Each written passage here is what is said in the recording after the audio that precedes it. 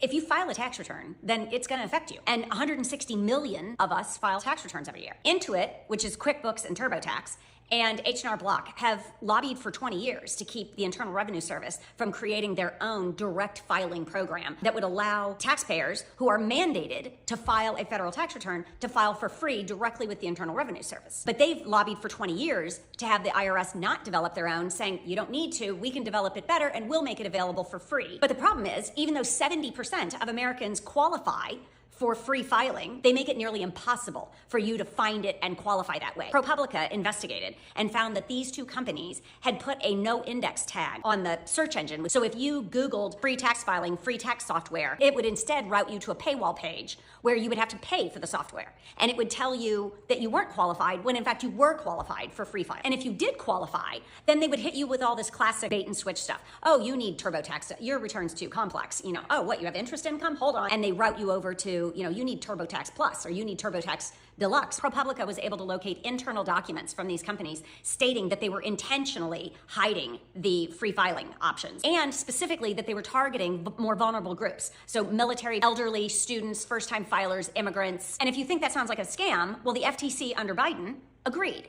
And Intuit had to pay $140 million in penalties. But it seemed like there was hope on the horizon in 2024 when the IRS said, we're done with these shenanigans, and they launched their own direct file program. Under a pilot program in 12 states, 140,000 people were able to file their return for free, and they said even them figuring it out for the first time, it took them less than 30 minutes to get their return filed for free. So it was supposed to go nationwide in 2025, but it didn't. Why?